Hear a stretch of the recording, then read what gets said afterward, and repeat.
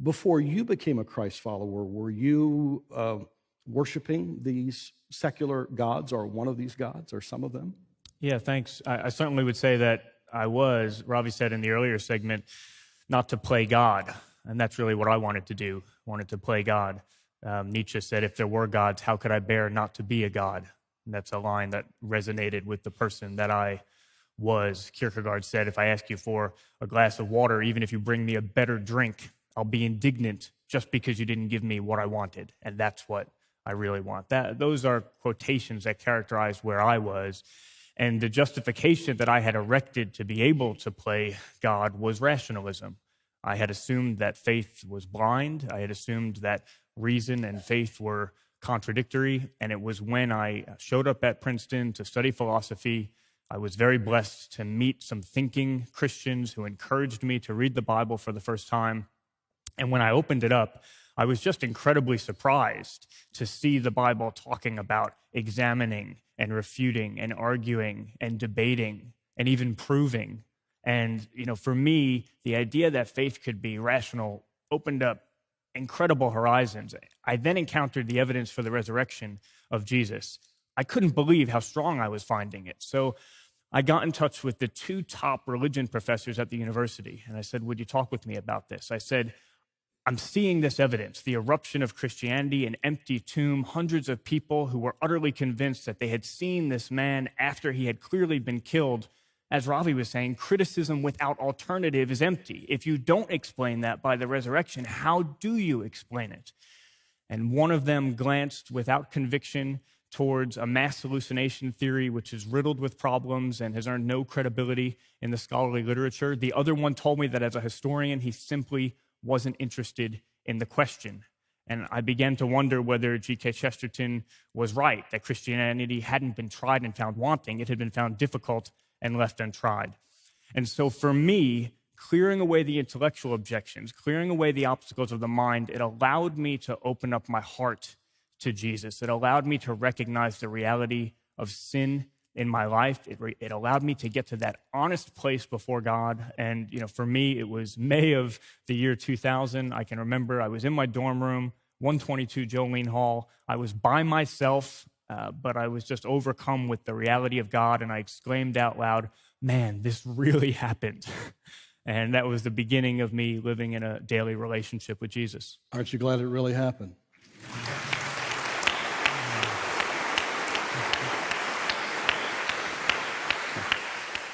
So Ravi, Vince sent me this, and you guys can figure out who wants to answer it. But I learned from your organization in preparing for the interview that Oxford English Dictionary made post-truth, hyphenated, post-truth, their word of the year.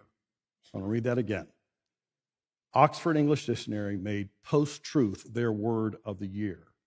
Do either one of you wish to sober us as to what that means in today's society when it comes to the deep questions of life? Sure. Well, I can get us started, and Ravi can give a deeper answer if he likes to. Yeah, Ravi, just try to stay up with us if you don't mind. Yeah, this was fascinating. We had already submitted the manuscript, and this is part of what Ravi spoke of in the earlier segment, the way this book seems to be getting more timely. After we had submitted the manuscript, The Economist wrote an article about us living in the post-truth society, and then Oxford English Dictionary made post-truth their word of the year for 2016. And I think what is that all about? I think there's a number of different things going on here, but here's one of them. I think we're being pushed into a cultural ultimatum between love and truth. You can only choose one or the other. Either you're on the side of truth or you're on the side of love. And in our society of microaggressions and trigger words and safe spaces and speakers being no platformed if they have anything controversial that they might bring to a university, truth is seen as dangerous. And there's this assumption that truth of its nature is offensive and that disagreement with someone will lead you on a trajectory to the devaluing of them, and then to the intolerance of them, and then to extremism, and then to violence, and then to terrorism. And so if you're committed to truth, you're actually a terrorist in the making. And faced with that ultimatum, I think most of Western society is fleeing from the truth to this post-truth culture. Now, I think there's a real irony here, because a post-truth culture is inevitably also a post-love culture, because there's nothing more unloving than refusing to share the truth with another person. If you have a truth that can greatly benefit someone, it is an act against love not to share it with them. Even if you have a difficult truth. I have a friend whose father has been unfaithful. He's just found out for many years.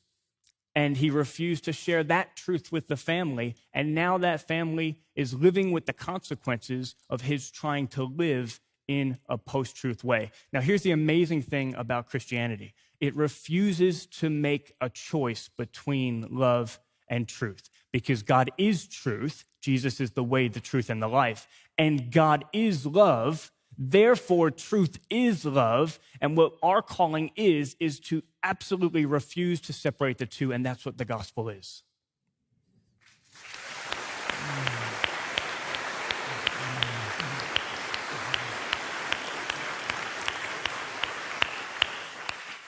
So maybe you ought to hire this guy. I'm just thinking, just saying. So when I first met you, and when Jeff and I, guys like us, were in early formation 25, 30 years ago, the phrase was postmodern, right?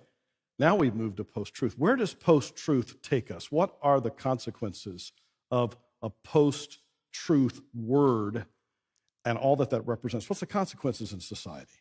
You know, the term has two meanings. If you were to ask an Oxonian, they'll probably tell you this in defense of what they're trying to do. The hard meaning they want to have is really that there are no absolutes. There's no such thing as truth. But the soft meaning is what they really are going with, that you cannot ultimately know the truth. They're just facts. They're not necessarily self-revealing truths. And it came in the context of the political process. And the interesting thing about the Economist article on post-truth is that 90% of the illustrations given about how truth doesn't matter is about the present president-elect. Just one single statement about the other candidate that was also running, which told me that the journalist was playing the same game. They were not really telling the truth. They weren't equally distributing the weight of responsibility for every candidate to tell the truth. It was tendentious, using it in one direction. But the whole idea is of that whatever you feel you need to say, truth is governed by emotions, not by reality and facts. That's the softer and real meaning. When you think of what Winston Churchill said, that truth is the most valuable thing in the world, so valuable that it is often protected by a bodyguard of lies. And Natan Sharansky, the former justice minister of Israel, held as a political prisoner in Russia, when he went to Russia, went to lay a wreath at Andrei Sakharov's grave. Sakharov is the one who gave to the Soviets the atomic bomb.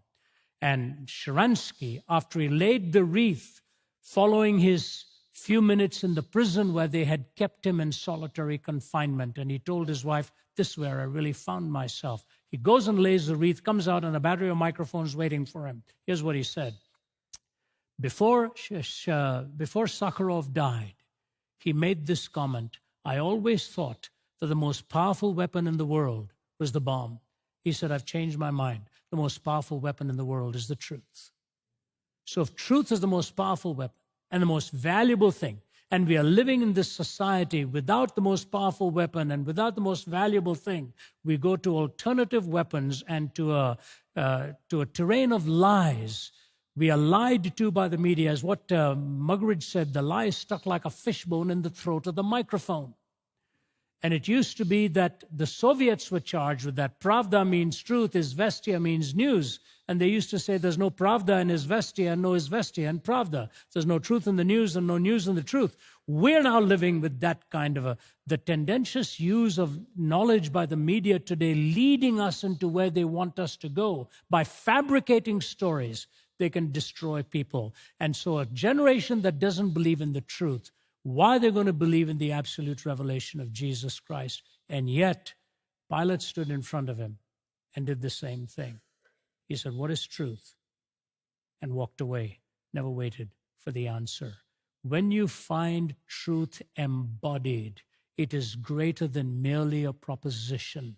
Truth is primarily the property of propositions, and all truth converged in the incarnation in the person of Jesus Christ, so that he is the truth, and everything he said was the truth. And he said, "They that are on the side of truth, listen to me." In not listening to him, this generation has concluded there is no such thing as truth. That's where it's going.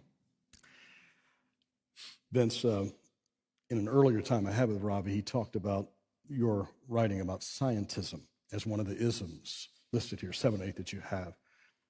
Acquaint us with scientism as it is a god of this world. Sure. Well, scientism is, the idea that as science continues to explain things, we no longer have any need for God as an explanation. And last weekend, I was actually on a debate show, a BBC debate show called The Big Questions. And underlying the whole discussion on that show was this assumption that science disproves God. And if you could have seen me, I was just bouncing up and down on the edge of my seat, trying to get the moderator's attention to let me in to say something, because I think that is such a grave misconception. This is what I would have said if they had come to me. When you think about science and God, arguably the two most significant scientific discoveries in all of cosmology in the last 100 years point strongly to God. One, that the universe has a beginning. And if it has a beginning, then there had to be something that got it started, that gave it that beginning. And that sounds very familiar to a Christian. In the beginning, God created the heavens and the earth. And there were great scientists at the time who resisted believing that the universe had a beginning precisely because they didn't like how well it cohered with the Christian faith.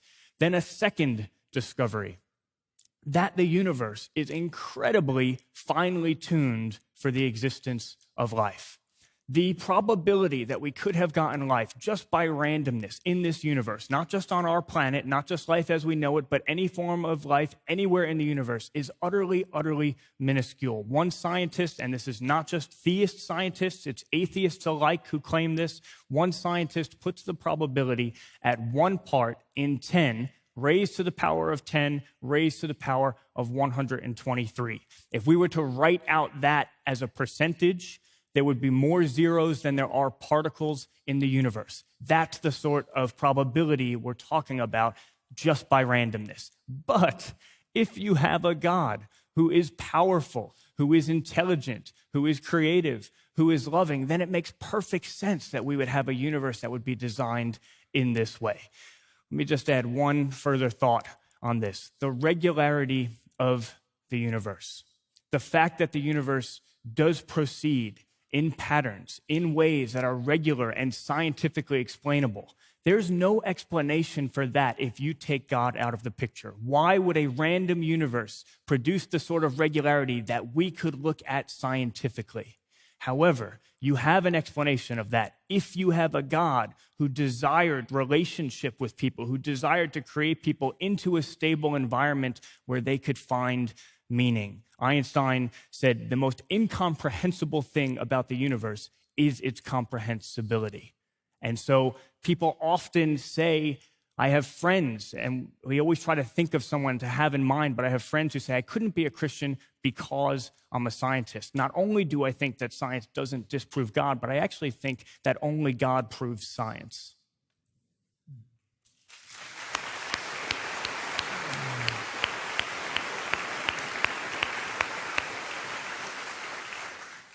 Robbie, last question, and we want to tell people how to get this book. 44 years of ministry now. You have spent decades looking at these secular gods, talking to the best and brightest to defend these gods. You've looked at histories, definitions, and characters, players of these gods. At the end of the day, why do you still believe Jesus Christ is the right choice? My whole life is spent in answering that question, John, and I'd like Vince to take a shot at it too. We have a little time here. When you ask questions of life, the questions have to be justifiable. The questions have to be justifiable. I believe most of the skeptics' questions are not even justified in their worldview. Morality, meaning, hope, relationship, all of these issues that come up. Why does it even matter if we're the random collocation of atoms and a blip on the radar screen of time? Our hearts long. They long for meaning. It is the ultimate pursuit. That's why university students are crowding these open forums wherever we go. They've tried it with hedonism. They've lived it out. They've emptied themselves. They've done all of the exploits they want to, and they come away emptier than before. Only in Christ do you find the perpetual novelty. And so I believe in the four foundations of living: eternity, morality, accountability, charity, existence, essence, conscience, beneficence. Those four pillars are what we long for and are only explainable in the person and the work of Jesus Christ. No other worldview deals with grace, truth, and love the way Jesus Christ did. And in his incarnation, in his life and death and resurrection, there is no other entity on the face of the earth before or now who ever comes close to the coherence that Christ gives to life, meaning, and hope. I will always believe. I came to know Christ on a bed of suicide. I had no hope and no meaning. Now I have the full understanding of what life is really about, and I want to live for him and serve him and answer the questions the way he did, so that people will find in him the way, the truth, and the life.